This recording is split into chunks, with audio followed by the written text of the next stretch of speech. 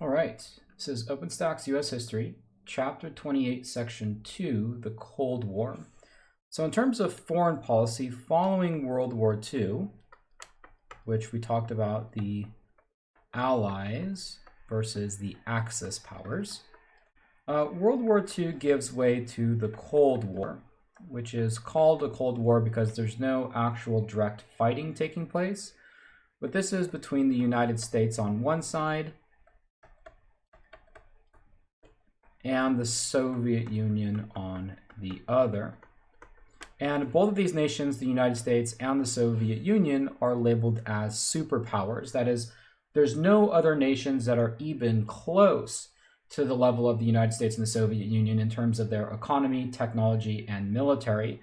If you think about some of the other nations that participated in World War II, nations like Japan and Germany, which were traditional powers, these nations had been wiped out during the war.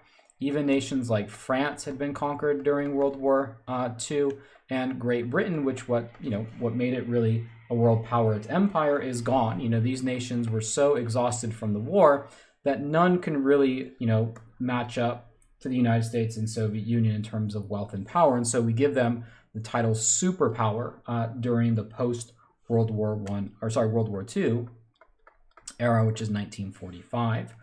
And so this relationship between the United States and the Soviet Union begins to deteriorate even before World War II is ever over. Recall that both the US and the Soviet Union were allies. They were on the same side. But as the Axis powers were defeated, their alliance was no longer necessary. And some disagreements emerge. Potsdam, which is a World War II conference. You can see here Truman and Stalin. Stalin's the Soviet Union, Truman from the United States. After Roosevelt died, President Truman became the president. One thing that the Soviets and the Americans disagreed upon was reparations. That is, should Germany pay for World War II, right? Joseph Stalin said yes, because the Russians were a lot of damage was done to the Soviet Union and Russia generally, whereas Truman and the United States said no, right? Do you want to start World War III? One of the reasons why World War II broke out was because Germany was forced to pay these reparations, so the Americans say no. Joseph Stalin says yes. Another big disagreement over Potsdam, or just in general, is going to be the country of Poland. Should it be a communist nation? Should it be a capitalist democratic nation? Truman and Stalin also disagree on that. Recall also at the ending of World War II that Japan, the initial agreement was that the Soviets were to help the United States defeat Japan. The United States used the atomic weapons and went at Japan alone. So this alliance that existed during the war really begins to unravel, giving rise to the Cold War. So this conflict between the Soviets and the Americans, we call it the Cold War. It is an ideological war, or it's based off of ideology. That is, which is the best kind of system to run, democratic / capitalist or communist, right? So these are the ideas that are at stake. Each side wants to promote their ideas.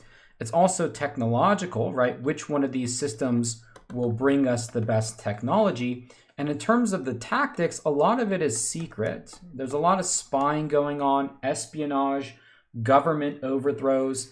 There's a lot of what are called proxy wars.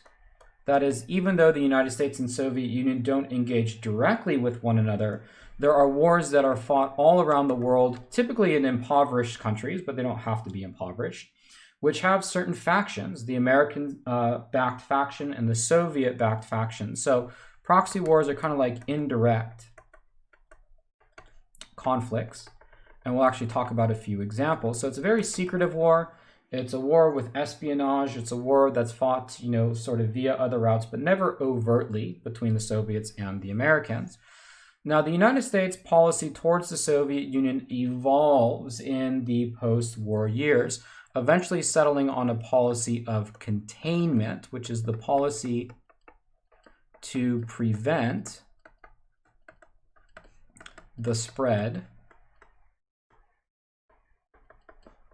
of communism. And this policy was born out of George Kennan, which was the U.S. ambassador to the Soviet Union. It was there in the Soviet Union that he witnessed a speech by Joseph Stalin. George Kennan then provided the long telegram home, which was a communication back to the United States, which more or less said that the Soviet Union can't be reasoned with, that there is no kind of diplomacy that can be used in order to get the Soviet Union to back off of its goal of, spreading communism around the globe. And so rather than fight the Soviet Union straight up, which was a possibility, but we have to remember that World War II just ended, and the last thing that both the Soviets and the Americans want is a World War III. So both are pretty reserved about fighting one another directly, but the United States doesn't want to do nothing, so to speak. And so where it draws the line in the sand, where the United States draws the line in the sand, is to say, look, wherever communism exists, whatever, fine. However, it will be the policy of the U.S. to prevent it from spreading to new places, and that's why we call it containment. This was also coupled with other ideas about how to combat communism. Domino theory is the idea that if one nation falls to communism, other surrounding nations will as well. Nations will too. Right? The idea is that like a stack of dominoes, so if one nation becomes communist, it knocks down the next one, and knocks down the next one. So it's very important to make sure that the United States stops the spread of communism at the very beginning. That way this domino effect can't take place. And Winston Churchill, the former Prime Minister of Great Britain, came to the United States and gave a speech called the Iron Curtain speech, which said that communism had taken over Western Europe. Sorry, not Western, Eastern. And portrayed the world in these terms, East versus West, which was communism versus, we might just say, let's say democracy, right? Could be capitalism as well. And so in order to combat this new threat, that is the spread of communism, the United States passed the National Security Act, which created the Central Intelligence Agency, the CIA, which would be dedicated not only to gathering intelligence, but dedicated to combating the Soviet Union. Now, this could, the actions of the CIA could range from anything like, producing propaganda to try and discredit the Soviet Union, or at least boost the United States, to overthrowing governments. The CIA was very, very secret in the way that it combated the Cold War. Additionally, the Department of Defense was created. This was the creation of the Air Force, plus the Army, plus the Navy, to create better kind of cooperation between all three branches of the U.S. military. So the Air Force, Navy, and Army combined create the Department of Defense, another tool to combat global communism. Now, President Truman at the time also laid down a very important fundamental foundation of U.S. foreign policy. That is the Truman Doctrine. So this is U.S. foreign policy. And what was happening at the time following the post-World War I era was that the countries of Greece and Turkey were both being threatened with communist takeovers. Traditionally, it was the British who were involved in this particular region of the world, especially because it was close to the Suez Canal, which was very important for Great Britain. But the British were so exhausted from World War II that they asked for the United States to help. And essentially it was to help prevent communism. And Truman, who was the president at the time, Truman agreed But the question was how to convince the U.S. public. And this is where the Truman Doctrine came from. So, again, just to kind of summarize real quick, Greece and Turkey are threatened by communist takeover. Great Britain, who would traditionally be there to prevent it, is exhausted from the war, asked the United States for help. Truman wants to help, but how do you convince the public? The Truman Doctrine is the speech he gave to Congress in which he stated it would be the policy of the United States to help anyone really around the world withstand communism. In other words, Truman committed the United States to helping any anti-communist faction around the world. Not only did Truman succeed in keeping Greece and Turkey capitalists and preventing them from falling to communism, but this really kind of gave the roadmap for how the United States would approach the rest of the world. If there was anybody around the world that was fighting against communism, Truman more or less pledged that the United States would be there. And this was put to the test not long afterwards with the Marshall Plan. The Marshall Plan was an economic plan for Europe. In fact, the most threatened part of the world, the most vulnerable part of the world was Europe. That Europe, after World War II, was incredibly devastated, incredibly damaged. And you had factions, communist factions in places like Italy and France that were poised to take power. The Marshall Plan was designed not only to provide for an economic recovery, but also have a political motive as well, that is to stop communism. And so the United States passed a plan that would essentially just dump money on Europe.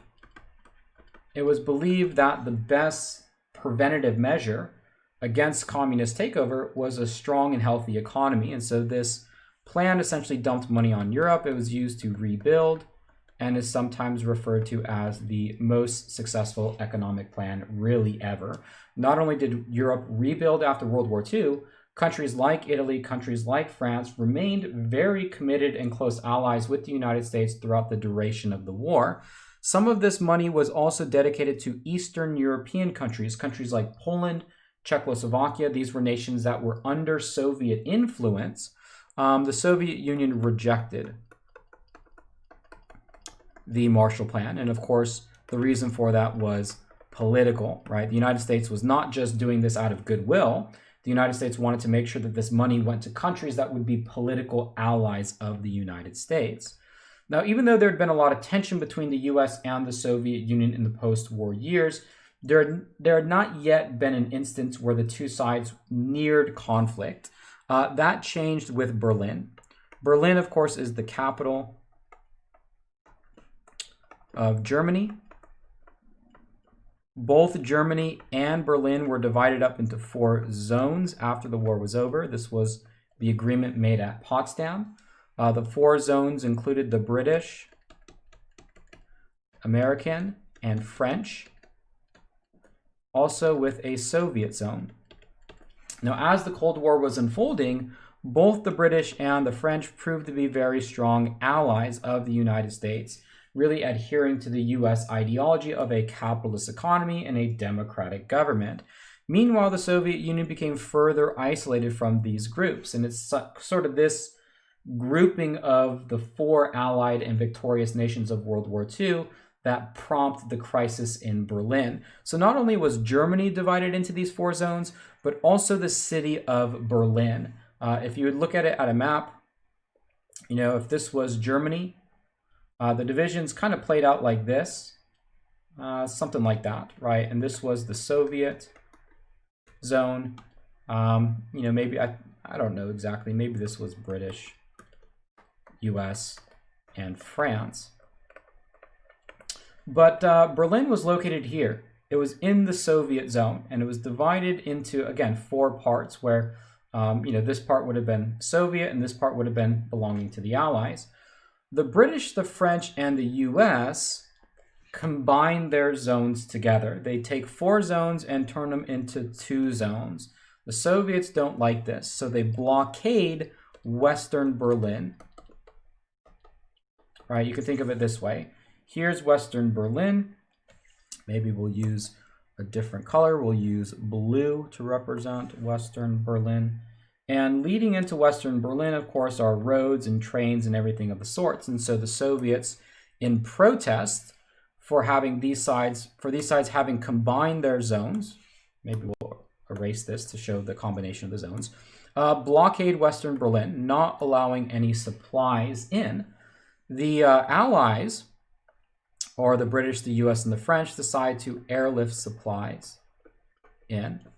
And this was a very contentious period where you almost had, a war breakout. The willingness by the Soviet Union to try and starve the citizens of Western Berlin, and the willingness for the Americans not to give up that territory and airlift supplies for over a year really demonstrated the willingness by both the Soviets and the Americans not to back down. But at the same time, neither side was really willing to use armed conflict. This was a time where the Americans had the atomic bomb. The Soviet Union had a large army in continental Europe. And it was very much a possibility for the Soviets, to shoot essentially American planes out of the air. They opted not to. But this increase in conflict, the showdown between the Soviets and Americans in Berlin, ultimately led to the North Atlantic Treaty Organization, or NATO, which was a military alliance with the US and their allies. And at least at the very least demonstrated that the United States was preparing for a military showdown if it came to that. Ultimately, the Soviet Union backed off of their blockade. They opened up the roads and railroads again so supplies could be let in. Western Berlin remained under Allied control. It would remain that way all the way till the end of the Cold War. But it revealed at least the potential for a conflict to take place. You can see some pictures of the Berlin airlift and everything else taking place right here. So instead of 4 zones, we got 2 zones. Western Germany, which would be controlled by the US, Eastern Germany, which would be controlled by the Soviet Union. Again, this was a Germany that had existed only as one country prior to World War II, now created in 2 separate permanent divisions, East and West. Now, back at home, the Cold War expanded and expanded rather rapidly. 1949 was a very crucial year in the Cold War. In that year, the Soviets got the atomic bomb. It was believed that as long as the United States had the atomic weapon and a monopoly on the atomic weapon, they could more or less tell the Soviets what to do. When the Soviets developed their own atomic weapon, it kind of put the 2 sides on equal footing. Similarly, in 1949 in China, communism took hold. Mao Zedong, the leader of the Communist Party, defeated Chiang Kai-shek, who's the leader of the nationalists. We call this conflict the Chinese Civil War.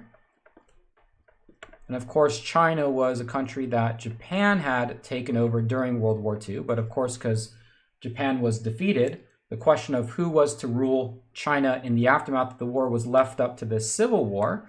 And, in this conflict, the US supported the nationalists and the Soviets supported the communists. And when 1949 rolled around, it was Mao Zedong and the communists who were victorious. This was especially alarming for the United States because not only was it a victory for the Soviet Union, it also expanded the Cold War into Asia, where much of the focus was previously on Europe. Back at home, US senators like Joseph McCarthy claimed communist spies had infiltrated the US government. And even though McCarthy's accusations were pretty outlandish and he had no evidence, because people were so scared of the Cold War, people believed him. In fact, Julius and Ethel Rosenberg, a married couple, were accused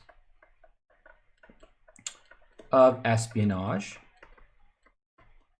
and executed. I believe this was 1953.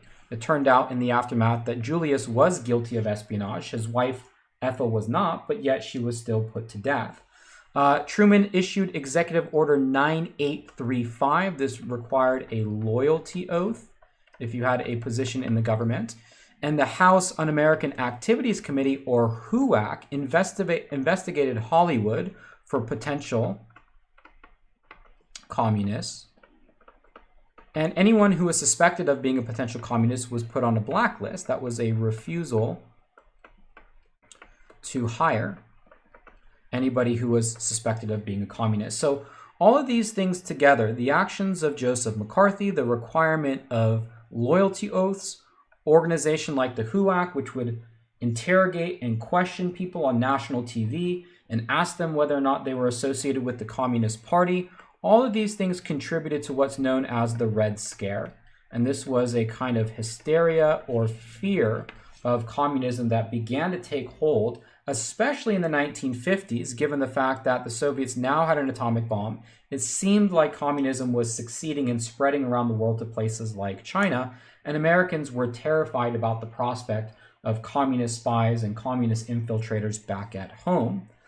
However, the first time the Cold War turns hot is not, in fact, in Europe. Europe was probably the center for the Cold War for a very long time, but it shifted very quickly to Asia. In fact, Korea was the first time that we could say maybe this Cold War turned hot. That means that actual fighting broke out along these lines of communism and capitalism.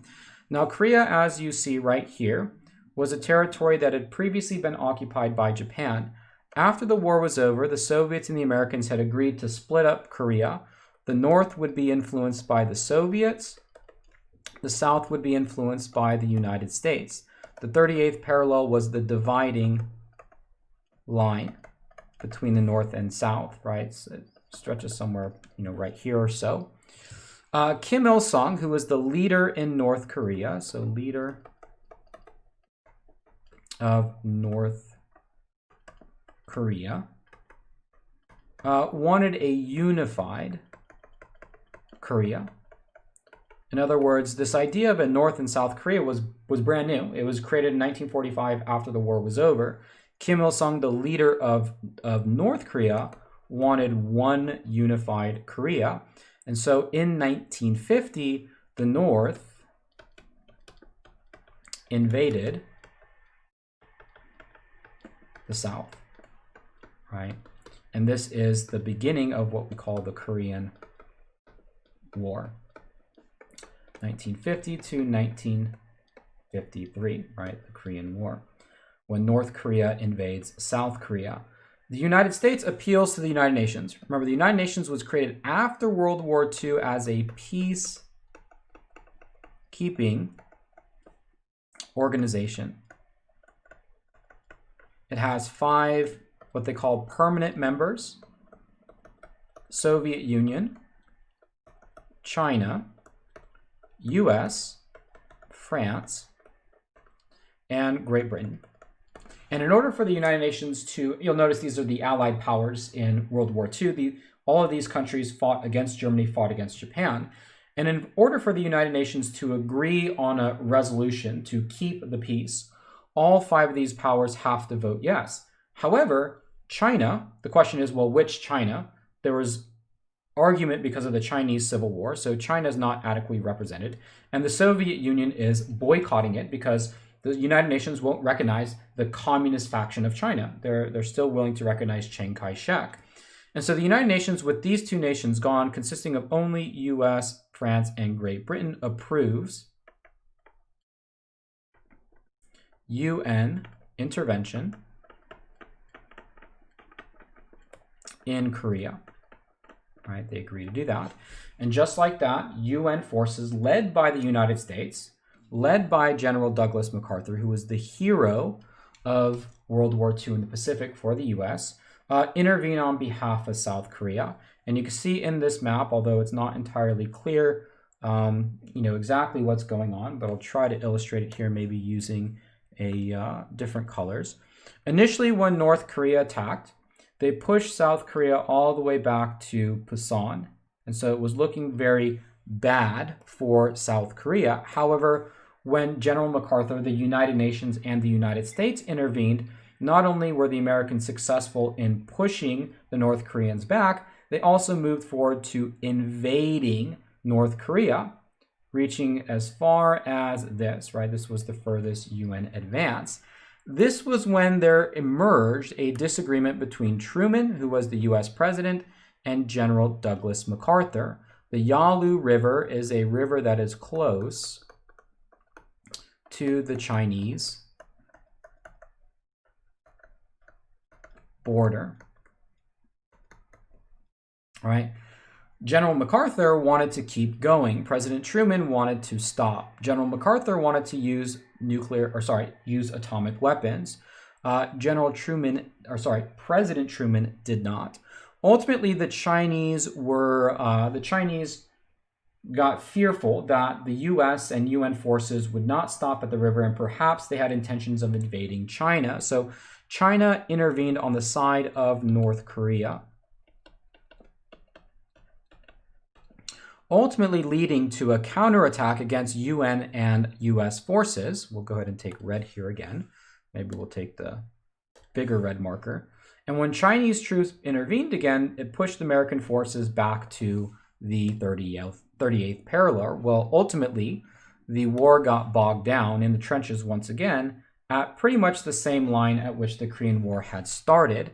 The conflict between MacArthur and Truman got, in fact, public, actually rather public, and ultimately led to the firing of MacArthur, who at the time was the most popular person in the United States for having defeated the Japanese in World War II.